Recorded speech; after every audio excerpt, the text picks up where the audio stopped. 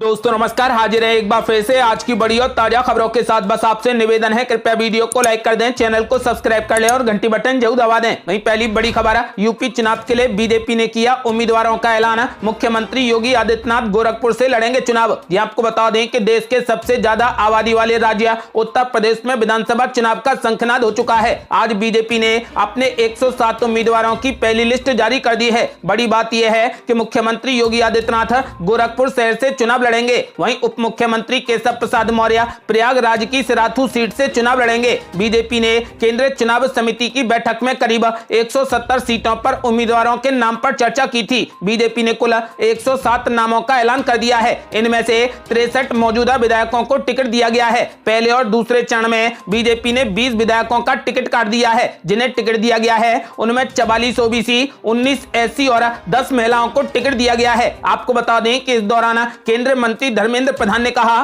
कि योगी जी की सरकार ने पिछले 5 साल में गुंडाराज, भ्रष्टाचारियों और माफियाओं पर नकेल कसने का काम किया है। बेटियां रात में भी अब निडर होकर घूम सकती हैं। मैं दावे से कह सकता हूं कि योगी जी ने यूपी को दंगा मुक्त राज्य बना दिया है। आज यूपी में मेडिकल कॉलेज खुल रहे हैं, एक्सप्रेस वे बन रहे हैं। जो यूपी एक समय में बीमारू राज्य के रूप में जाना जाता था, आज वही यूपी देश में विकास के रूप में नंबर 1 बनकर उभरा है। योगी सरकार में मंत्री रहे स्वामी प्रसाद मौर्य, दारा सिंह चौहान, धर्म सिंह सैनी और उनके समर्थक विधायकों के बीजेपी छोड़ने और समाजवादी पार्टी में शामिल होने के बाद से पार्टी बैकफुट पर है। बता दें कि उत्तर प्रदेश की 403 विधानसभा सीटों के लिए 7 चरणों में मतदान 10 फरवरी से शुरू होगा, जबकि वोटों की गिनती 10 मार्च को होगी। और बड़ी खबर, अखिलेश यादव को लगा जोरदार झटका। यूपी चुनाव में समाजवादी पार्टी और आजाद समाज पार्टी के बीच में अब नहीं होगा गठबंधन। चंद्रशेखर आजाद ने अखिलेश यादव पर बोला जोरदार हमला। आपको बता दें कि भीम आर्मी चीफ चंद्रशेखर आजाद ने आज लखनऊ में एक प्रेस कॉन्फ्रेंस आयोजित कर कहा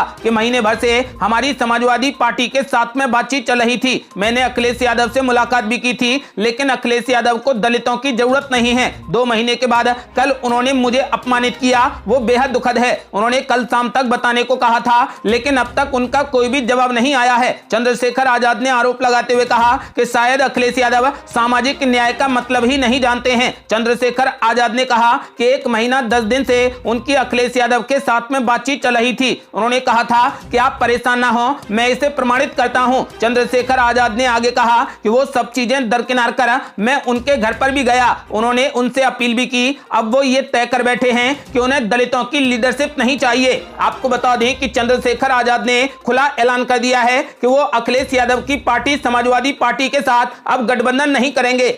और बड़ी खबर, आरएसएस के मुस्लिम मंच का बड़ा ऐलान। कहा बीजेपी के शासन में सबसे ज्यादा सुरक्षित और सबसे ज्यादा खुश हैं देश के मुसलमान। ये आपको बता दें कि राष्ट्रीय स्वयंसेवक संघ यानी आरएसएस की मुस्लिम शाखा मुस्लिम राष्ट्रीय मंच ने 5 राज्यों में होने जा रहे विधानसभा चुनावों में अल्पसंख्यक समुदाय से भाजपा को वोट देने की अपील करते हुए कहा कि भाजपा शासन में मुसलमान सबसे ज्यादा सुरक्षित और सबसे ज्यादा खुश हैं, जबकि कांग्रेस, समाजवादी पार्टी और बहुजन समाज पार्टी उन्हें केवल वोट बैंक मानती है। मुस्लिम राष्ट्रीय मंच ने समुदाय के कल्याण के लिए केंद्र सरकार और राज्यों में बीजेपी सरकारों द्वारा लागू की गई विभिन्न योजनाओं का जिक्र किया और कहा कि पार्टी देश में मुसलमानों की सबसे बड़ी शुभचिंतक है। मुस्लिम राष्ट्रीय मंच ने आरोप लगाया है कि कांग्रेस, सपा और बसपा सहित विपक्षी दलों ने मुसलमानों को केवल अपना वोट बैंक माना है और सत्ता में आने के बाद उन्होंने समुदाय के सदस्यों को गरीबी, अशिक्षा, पिछड़ापन और 3 तलाक जैसे अत्याचार दिए हैं। लेकिन भाजपा शासन में मुसलमान सबसे ज्यादा सुरक्षित और सबसे ज्यादा खुश हैं। आपको बता दें कि उन्होंने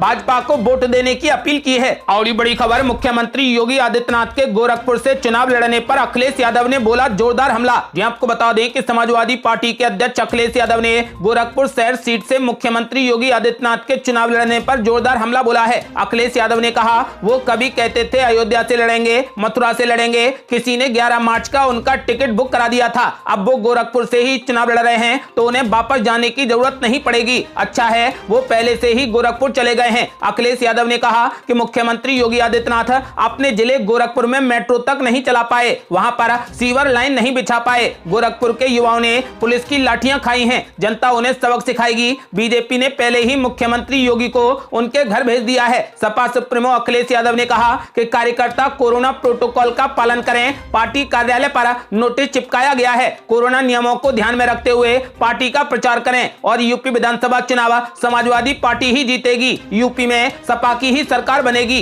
यूपी में 80 और 20 की लड़ाई पर अखिलेश यादव ने कहा 80% जनता हमारे साथ है और बाकी बची 20% जनता भी अब बीजेपी के खिलाफ हो गई है। बीजेपी का यूपी से पूरे तरीके से सफाया होना निश्चित है। और बड़ी खबर, अपने जन्मदिन पर मायावती ने किया 53 उम्मीदवारों के नाम का ऐलान, यूपी में सरकार बनाने का किया दावा। ये आपको बता दें कि बसपा प्रमुख मायावती अपना 66वां जन्मदिन मना रही हैं। इस अवसर पर उन्होंने लखनऊ में एक प्रेस कॉन्फ्रेंस को भी संबोधित किया। इसमें उन्होंने उम्मीद जताई है कि उत्तर प्रदेश में अगली सरकार बसपा की बनेगी। उन्होंने कहा कि उनकी पार्टी के कार्यकर्ता उनके जन्मदिन पर जरूरतमंदों की मदद किया करते थे, लेकिन चुनाव आचार संहिता लागू होने की वजह से इस बार वो ऐसा नहीं कर पा रहे हैं। उन्होंने बसपा कार्यकर्ताओं से इस बार अपने जन्मदिन पर सबसे कीमती तोहफा बसपा की सरकार के रूप में देने की अपील की। मायावती ने अपने जन्मदिन पर पहले चरण की 58 में से 53 उम्मीदवारों के नाम का ऐलान भी किया है। मायावती ने अपने जन्मदिन पर हर साल की तरह इस बार भी किताब का विमोचन किया।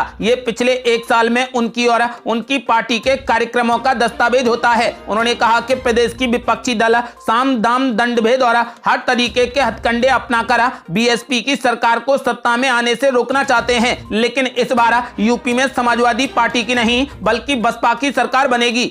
और ये बड़ी खबर, योगी आदित्यनाथ ने संभाली अब उत्तर प्रदेश की कमान। यूपी में गर्माती सियासत के बीच योगी आदित्यनाथ ने बताया डबल इंजन की सरकार का डबल इंपैक्ट। ये आपको बता दें कि उत्तर प्रदेश विधानसभा चुनाव से पहले बीजेपी में इस्तीफों की झड़ी के बाद पार्टी अब डैमेज कंट्रोल की रणनीति पर काम कर रही है। प्रदेश में पिछड़ों और दलितों के लिए सरकार ने जितने भी काम किए हैं उन्हें गिनाया जा रहा है। खुद मुख्यमंत्री योगी आदित्यनाथ ने इसकी कमान संभाली है। मुख्यमंत्री योगी ने कहा कि डबल इंजन की सरकार ने गरीबों और पिछड़ों के लिए बहुत सारे काम किए हैं। मुख्यमंत्री योगी ने कहा कि कोरोना इस सदी की सबसे बड़ी महामारी है। ऐसे लोगों के लिए फ्री में राशन की व्यवस्था सरकार द्वारा की जा रही है। दलितों, पिछड़ों और गरीब समुदाय के लोगों के लिए सरकार मुफ्त में राशन की व्यवस्था कर रही है। सभी लोगों को फ्री में वैक्सीनेशन उपलब्ध कराया जा रहा है। लोगों को उज्ज्वला योजना के तहत मुफ्त में गैस कनेक्शन दिया गया और घर घर शौचालय बनवाने का काम किया गया। ये सब डबल इंजन की सरकार का डबल इंपैक्ट है। उत्तर प्रदेश की राजनीति में इन दिनों सियासी भूचाल सा आ गया है।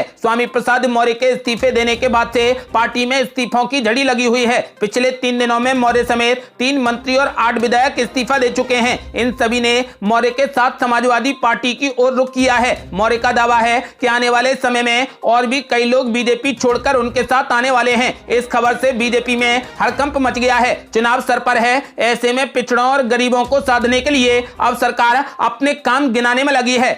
और बड़ी खबर, पंजाब में कांग्रेस को लगा जोरदार झटका। पूर्व मंत्री जोगिंदर सिंह मान कांग्रेस को छोड़कर आम आदमी पार्टी में हुए शामिल। ये आपको बता दें कि पंजाब राज्य में चुनाव की तारीखें घोषित हो चुकी हैं। इसी के साथ दल बदल का दौर जारी है। फिलहाल कांग्रेस पार्टी को बड़ा झटका देते हुए पंजाब कांग्रेस के पूर्व मंत्री और 3 बार एमएलए रह चुके जोगिंदर सिंह मान ने कांग्रेस का साथ छोड़ दिया है। जोगिंदर सिंह राज्य में बड़ी पार्टी के रूप में उभरी केजरीवाल की आम आदमी पार्टी में शामिल हो गए। वो बीते दिन मुख्यमंत्री अरविंद केजरीवाल की उपस्थिति में आम आदमी पार्टी में शामिल हुए हैं। बता दें कि आम आदमी पार्टी में शामिल होने के बाद जोगिंदर सिंह मान के 2 आप क्षेत्र के किसी हलके से चुनाव लड़ने की संभावना है। वहीं कांग्रेस छोड़कर आम आदमी पार्टी का दामन थामने वाले जोगिंदर सिंह मान ने कहा वो चाहते थे कि उनकी मृत्यु के बाद उनका सब कांग्रेस के झंडे में लिपटे, लेकिन महाराजा अमीरों और मौका परस्तों के कारण उनका जमीर अब कांग्रेस पार्टी में रहने की गवाही नहीं देता है। इसलिए उन्होंने कांग्रेस छोड़कर आम आदमी पार्टी का दामन थाम लिया है।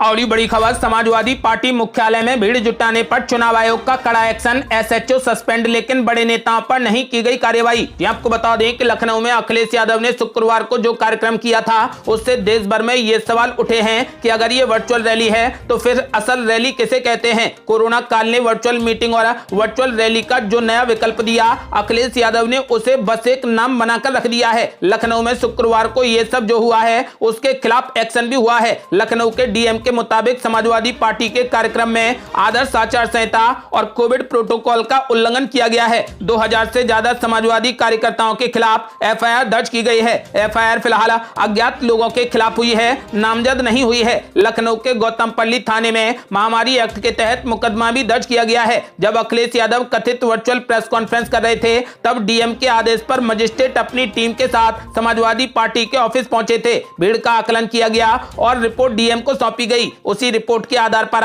बिना अनुमति भीड़ जमा करने को लेकर मामला दर्ज हुआ है। इस पूरे मामले में समाजवादी पार्टी के कर्ता धर्ता तो जिम्मेदार है ही, लखनऊ का पुलिस प्रशासन भी कम कसूरवार नहीं है और इसलिए गौतमपल्ली इलाके के एसएचओ को सस्पेंड कर दिया गया है और लखनऊ के एसपी से जवाब मांगा गया है। आपको बता दें कि फिलहाल इन सब कार्रवाई में अखिलेश यादव और किसी भी बड़े नेता पर कोई भी कार्रवाई नहीं की गई है। और बड़ी खबर, पंजाब चुनाव के लिए कांग्रेस ने भी जारी की लिस्ट। नवजोत सिंह सिद्धू अमृतसर से तो मुख्यमंत्री चरणजीत सिंह चन्नी चमकौर साहिब से लड़ेंगे चुनाव। ये आपको बता दें कि पंजाब विधानसभा चुनाव के लिए कांग्रेस ने अपने उम्मीदवारों की लिस्ट जारी कर दी है। कांग्रेस ने 86 उम्मीदवारों के नाम की घोषणा की है पंजाब विधानसभा चुनाव में, जहां एक तरफ मुख्यमंत्री चरणजीत सिंह चन्नी चमकौर साहिब से प्रत्याशी होंगे तो वहीं नवजोत सिंह सिद्धू अमृतसर से चुनाव लड़ेंगे।